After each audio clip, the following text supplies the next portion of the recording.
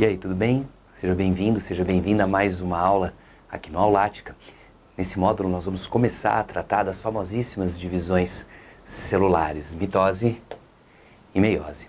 Porém, antes disso, eu quero mostrar para você alguns detalhes daquele intervalo de tempo no qual a célula não está em divisão. Lembra da intérfase? Então, ela deve ser dividida em 3 períodos. Quais são eles? O período G1, o período S e o período G2. O período G1 é caracterizado por uma intensa atividade celular, uma elevada atividade metabólica e também um acentuado aumento do volume da célula. Depois que o período G1 termina, a célula entra em período S, que vai ser para nós o mais importante de todos, uma vez que nele deve acontecer a replicação do DNA. É quando uma molécula de DNA se duplica, dando origem a 2. A partir desse momento, a célula passa a apresentar 2 cópias de cada gene alelo localizado no cromossomo que duplicou.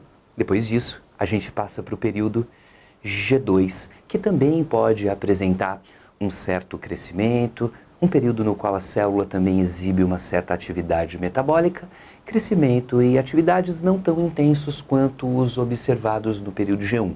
Na realidade, alguns autores até dizem que o período G2 é um período pré-divisão, quando a célula finaliza os preparativos para a divisão celular de fato acontecer.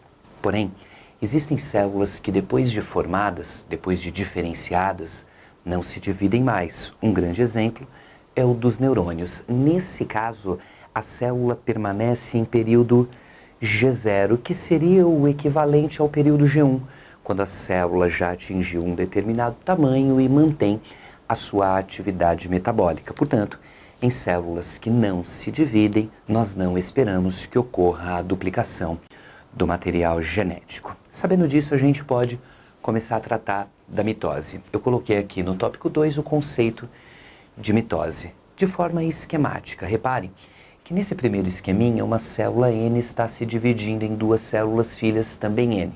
Nesse segundo esqueminha, uma célula 2N está se dividindo em 2 células filhas também 2N. É exatamente nisso que consiste a divisão equacional. A mitose é uma divisão equacional representada nos esquemas pelo símbolo I fatorial, na qual uma célula-mãe divide-se em 2 células filhas cromossomicamente idênticas entre si, e a ela, se uma célula 3N passar pela mitose, 2 células filhas 3N, e assim por diante. A ploidia não é um fator limitante para a divisão equacional. Aí você vai me perguntar, então por que é importante a mitose acontecer? Se uma célula vai gerar 2 células filhas idênticas a ela. Eu coloquei aqui uma listinha de importâncias da mitose. Uma delas é o crescimento. Crescimento dos seres vivos pluricelulares em número de células, por exemplo. Veja, um dia você já foi um zigoto, uma única célula. Hoje o seu corpo tem trilhões de células. Aquele zigoto se dividiu em 2, 2 em 4, 4 em 8 e assim por diante. Além disso, podemos mencionar a renovação celular. Nosso corpo perde algumas células. Um grande exemplo são células da camada córnea da epiderme, que descamam. Existem células na nossa pele que sofrem mitose com a finalidade de repor as células que foram perdidas. Um outro grande exemplo é o das hemácias. As nossas hemácias, células vermelhas do sangue, duram entre 90 e 120 dias, depois elas morrem. Lá na medula óssea vermelha, existem células que sofrem mitose e depois diferenciação para repor as hemácias que foram perdidas. Além disso, nós podemos mencionar o reparo de lesões, a cicatrização, em alguns casos, a capacidade de regeneração é bastante marcante, inclusive podendo até mesmo ser classificada como um tipo de reprodução assexuada. Em muitos animais isso acontece. A regeneração é característica de alguns plateumintos, de alguns equinodermos, a exemplo da estrela do mar, e uma grande importância médica, o câncer.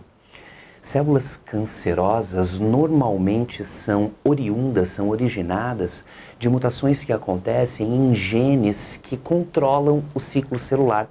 Células cancerosas se dividem muito mais rápido do que células não cancerosas, do que células saudáveis.